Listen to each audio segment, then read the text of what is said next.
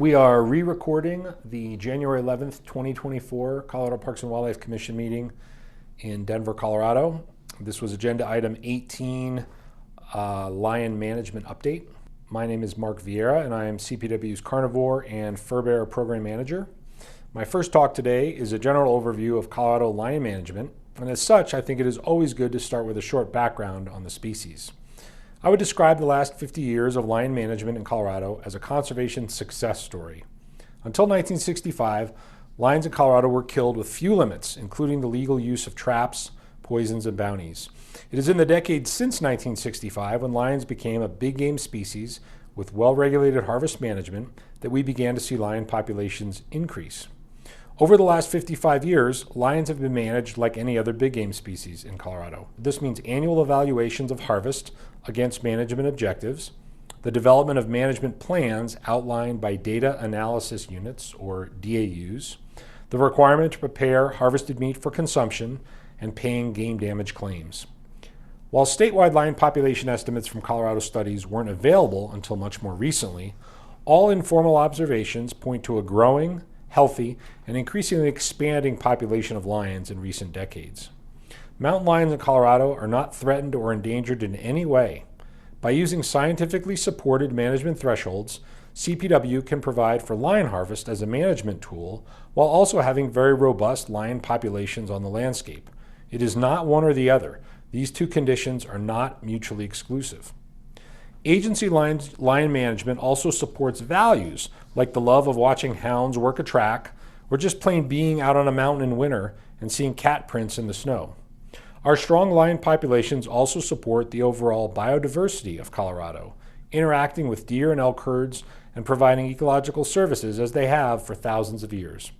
For some folks, just knowing that lions persist in healthy numbers in lion habitat is what matters.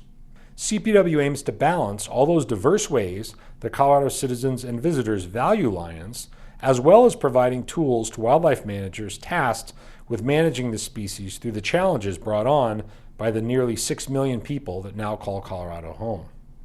Today I want to share our lion management framework, walk through some of the thresholds CPW uses to ensure lion populations are strong, and then provide a few examples showing support of that goal. Lion management in Colorado has a number of regulatory underpinnings I will share today. Lions are hunted during the primary winter season from late November through March 31st. Additionally, for the last 10 years, under certain circumstances, there has been a season during the month of April in some DAUs or GMU groups. Lions may be harvested via an encounter or spot and stalk methods, with hounds, with the use of mouth predator calls, and for the most recent 3-year window, via electronic predator calls in a handful of specific GMUs. Over 90% of the lions harvested each year are taken with the aid of hounds. Hound hunting is an important tool we have in Colorado because it allows hunters to be selective of lion age and gender, which lions they take based on age and gender, based on the tracks they pursue in the snow, and whether to harvest a lion when it is treed. States that hunt lions without the selectivity of hound hunting have much higher rates of female harvest than Colorado, simply because there are more females on the landscape which are encountered and harvested opportunistically. Colorado has regulations that require hunters to be present at the beginning of hound pursuits, and hound tracking collars are permitted for safety to help locate and retrieve lost dogs. All harvested lion meat must be made suitable for human consumption. Heads and hides must be presented in person by the hunter for a mandatory inspection and sealing process at a CPW office within 5 days of taking the animal. A suite of data, including sex, harvest unit, location, and a tooth for aging, are collected at this mandatory check. Lion licenses are available over the counter for hunters that have successfully completed the mandatory CPW Lion Hunter Education and Identification course online. Annual sales have averaged around 2,500 lion licenses over the last few years. Harvest of a lion, however, is far from assured, as only about 1 in 5 license holders successfully harvest a lion each year. Hunters can hunt statewide in any open lion unit during the season. Lion harvest mortality is managed through the use of annual unit-specific harvest limits. Each hunting season, lion harvest limit groups open with a full harvest limit. If and when these units reach their harvest limit, they are closed to any additional harvest hunting for the rest of the season via the following process. Upon harvest, hunters are required to notify CPW within 48 hours of taking the lion, and that animal is then deducted from the harvest limit set for that unit. Hunters are required to check an online report of lion units that are open every night before they hunt.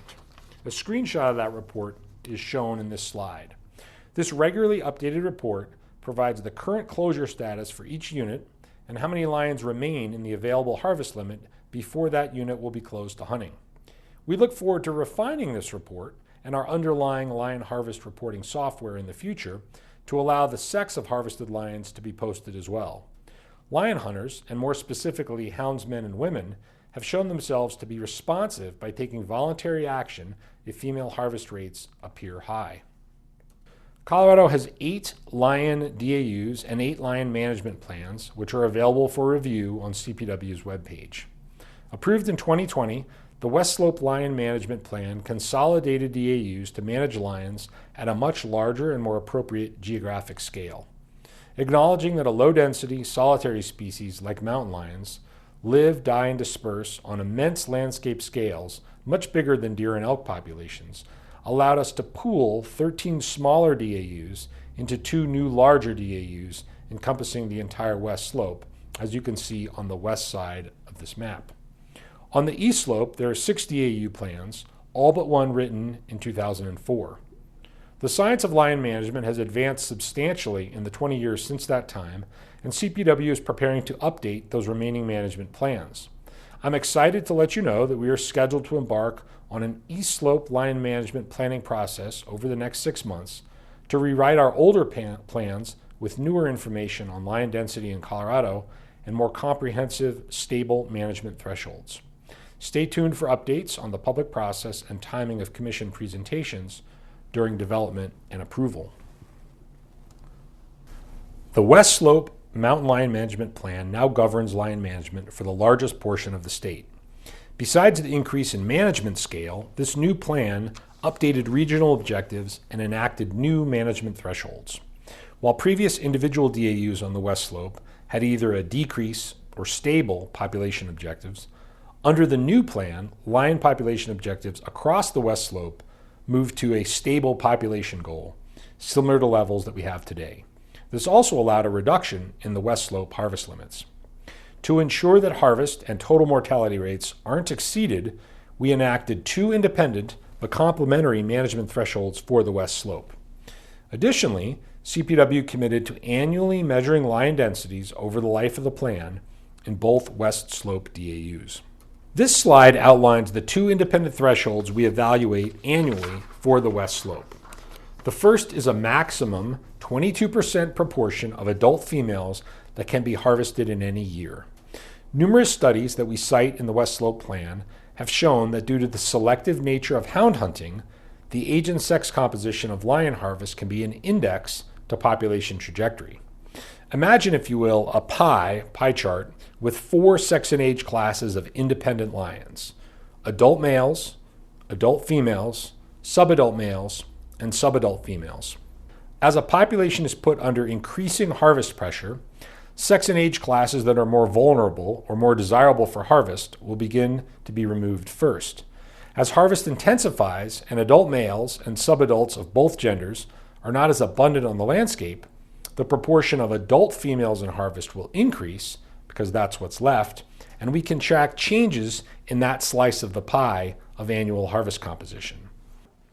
Not exceeding this 22% adult female in harvest threshold prevents reaching a tipping point towards decline and provides a safeguard against excessive removal of the part of the population that contributes to growth, adult females. The plan's second threshold requires that total human-caused mortality not exceed 17% of the projected DAU population. We considered 6 reported population growth rates and 3 reported mortality thresholds in the literature when we settled on this trigger. This ceiling will prevent mortality rates reaching levels that would cause a decline in the population. Colorado's harvest rates alone are well below the 17%, since this threshold includes all human-caused mortality sources, like roadkill and conflict removals, above and beyond just harvest. It is worth noting that an April of 2020 comment letter signed by 6 well-known lion advocacy groups stated support for the overall plan, quote, including a 17% total human cause mortality limit and a 22% adult female mortality limit, end quote. On the east slope, 5 of our 6 plans are 20 years old, although we did recently revise L19, which is south of Pueblo, in 2019. Besides L19, these plans are all fairly basic, only formally including harvest and total mortality thresholds. 2 have suppress objectives, and 2 others are currently being managed under research prescriptions as part of the Upper Arkansas Lion Research Project. The DAUs with stable population objectives have a total female harvest threshold of 45%. Note that total females means adults and subadults, as this metric applied to those 20-year-old plans is quite different from the 22% adult female threshold I describe on the west slope. Our upcoming east slope plan development will help address this discrepancy between the older and newer lion management science. So now that we've talked about the management framework, let's get down to how this all is applied and fits together. To prescribe a sustainable harvest or annual total human cause mortality rate, we need some static approximation of a DAU's lion numbers. Now is a good time to introduce this habitat model, or RSF, resource selection function, that the 2020 West Slope Plan uses to project a snapshot of potential lion abundance or population on the West Slope. Our 2004 lion management plans were very simple and just applied a single possible lion density to all winter lion habitat to generate a population projection. While this new RSF habitat model is still just a model, it represents a much more robust and comprehensive effort to project potential numbers of lions around the state. This map depicts the results of this work, with blue colors representing the habitat with the lowest predicted probability of lion occurrence. You'll see that on the east side of the map, the eastern plains, or for instance, the San Luis Valley, the blue circle in the central area of the state. With probability of lion occurrence increasing up through yellow and then red, which indicates the highest quality lion habitat on this probability surface. We have applied corresponding lion densities to each colored strata to generate a population projection. These population projections are what is used on the west slope to numerically generate what a 17% human cause mortality rate and corresponding harvest limit rates could be. This map shows areas where we have studied lion numbers over the last 10 years. The densities that we applied in 2020 to each colored strata from that previous map were supported and based on the literature. However, during the West Slope Plan outreach process, some lion advocacy groups were concerned that we could be over-projecting lion density, and therefore our baseline populations used to calculate an acceptable mortality threshold were too high. So CPW committed to measuring lion density beginning in 2021 in multiple study areas each year on the West Slope. Those who attended the commission meeting last January may recall my update on the density results from our first study area in Middle Park. Well, now I can also report on the second year's data from Middle Park and first year in Gunnison. To orient you on the map, the Kremling area in northwestern Colorado, that was the study area in Middle Park, 2,000 square kilometers. The Gunnison study area, that would be sort of towards the southwest corner of the state, in the bottom left portion of the map. That's 2,000 square kilometers where we measured lion density the last 2 years and are measuring it now this final winter. We are also beginning lion collaring this winter in the Book Cliffs area north of Grand Junction, which will become our third study area since we finished in Middle Park. And again, the Book Cliffs would be that blue study area of 2,000 square kilometers right on the Utah border on the western part of that map. As part of today's larger presentation on lion management, I'd also like to draw your attention to 2 other study areas where we have recently obtained lion density measurements. One was part of a published CPW mammals research study on lions around Boulder. That would be sort of you can find Denver on the map there, that north central study area, north of Denver, as well as an ongoing research study in the upper Arkansas that I will discuss later. And that's that larger southeastern complex of blue that encompasses the whole upper Arkansas River Valley, Canyon City, Salida area. These projects have required collaring hundreds of mountain lions, and I want to thank the contract and volunteer hound handlers whose unique skills have been critical to the success of lion captures in these study areas. On the left, we have the study area map from the previous slide, and on the right, we're presenting a table that compares the RSF modeled lion density to the measured lion density in each study area. These measured densities use the latest science in mark resite estimation and address study area closure issues. You can see that in most cases, we are observing actual lion densities the same or even higher than those that we are using for sustainable mortality calculations and acceptable harvest limit setting. To me, this map and the table have two take-home messages. Number one, lion densities measured from multiple study areas around the state continue to suggest that the RSF potential lion densities we're using are accurate in helping to set harvest and mortality rates. Remember, these study areas are across public and private land, areas of high and low harvest, and across many different habitat types in the state. Point number two, Colorado has relatively high measured lion densities using the latest mark resite density estimation techniques and analysis. While some studies in the West have measured densities as high as 5 independent lions per 100 square kilometers, our rigorous density estimation process provides defendable current data, which is reflective of Colorado's high-quality lion habitat, prey base, and well-regulated management. So what do those measured lion densities across all those different areas, varying harvest pressures, and habitat types all mean as a check on our management? If CPW's goal is a stable lion population for the West Slope, or even applied theoretically to the whole state, our conservative statewide projection of between 3,800 and 4,400 independent lions derived from our habitat modeling process seems well supported. The lion densities we measure on the ground appear to be the same or even sometimes higher than the model densities used for management, meaning we are conservative. Remember that this population projection represents the legally harvestable portion of the population, independent lions, which are subadults and adults. As we do every year as part of the harvest limit setting process, we can now evaluate harvest mortality and total human-caused mortality against projected populations. Examination of this relationship at the statewide level shows our current harvest rates to be around 11.5 to 13.3%, and our total human-caused mortality rates are around 14.2 to 16.4%. Therefore, Colorado is well below the 17% West Slope threshold and even well within the mortality ranges recommended by some that advocate for reducing or ending lion hunting in our state. A comment letter recently sent to another Western wildlife agency, which is similar to comments CPW has received in the past, states, quote, "When human-caused mortality in local management zones is kept below the intrinsic growth rate, 12% to 16%, it is most likely to mimic the effects of natural mortality and be the least disruptive to the cougar population," end quote. Colorado certainly appears to be meeting that standard.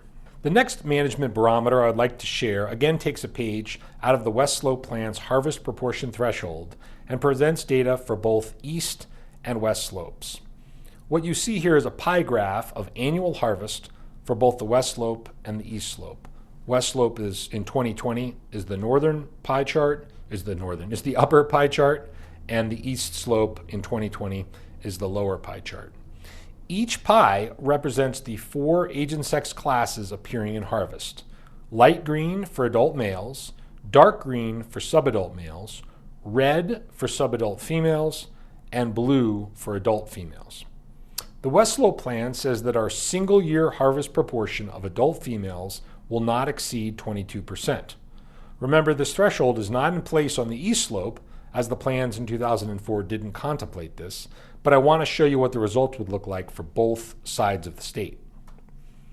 So now let's go ahead and bring in 2021 and 2022 data as well. Again, the blue slice represents adult females, and that blue slice is pulled out of each pie in every year, and on both sides of the state, and in all 3 years, you can see we are staying well below 22% adult females in harvest. You can actually see based on the numbers, that blue slice is about 11% to 17% across those 3 years. This is indicative of a population that hasn't depleted the other 3 age classes and has a strong adult female biological engine. The high proportion of subadults in harvest additionally shows that adult females, who are responsible for producing those abundant subadults in large numbers, are doing well. The take-home message from this slide is very supportive of Colorado's statewide lion management. The adult female harvest proportion indicating population decline is not even approached, and overall harvest composition is ideal for a strong, stable population. While Colorado isn't explicitly managing for defined source and sink areas or employing zone management, this map of 10 years worth of harvest data overlaid on higher quality habitat is illuminating. The orange represents areas with any meaningful level of harvest. The black layer underneath all of that represents the top 50% of lion habitat based on the RSF model. Again, that would be the red and the yellow that you saw on that slide earlier. So essentially, Colorado's highest quality lion habitat. Anywhere you can see black, high quality habitat, but no orange, represents an area with no to very low lion harvest over the last decade that's also high quality habitat. This exercise shows that Colorado's lions benefit from approximately 49% of the state's highest quality habitat functioning as a refuge zone, having virtually no lion harvest. The fact that these source areas exist in abundance at large spatial scales and are well distributed affirms an additional safeguard to CPW's lion management. Significant proportions of the state are available to lions as source zones that offset any sink zones that occur due to hunter-harvest patterns or other reasons. The source areas promote a supply of immigrant lions and bolster recruitment, supporting population viability and resiliency across the entire landscape. The functional impact of having large proportions of high-quality habitat across the state as de facto refuge zones cannot be overstated. One more piece of lion management is the arena of human-lion conflict, which our staff is required to address. Human-lion conflict management has a lot to do with public education, non-lethal conflict mitigation techniques, and local community outreach, but we are often asked about the relationship between lion harvest and conflict levels. This statewide map shows the most recent 5 years of average annual harvest and average reported human-lion conflict at the game management unit level. GMUs that are gray have had 0 harvest since 2019. White GMUs have had a very small amount of harvest, up through the darker blues representing higher harvest, with the darkest blue, 2 of those GMUs, at the highest harvest levels. The orange circles are average annual human-lion conflict, with size representing quantity. So the largest circles have the largest average reported human-lion conflict rates. In Colorado, we don't see any relationship between high harvest and high conflict.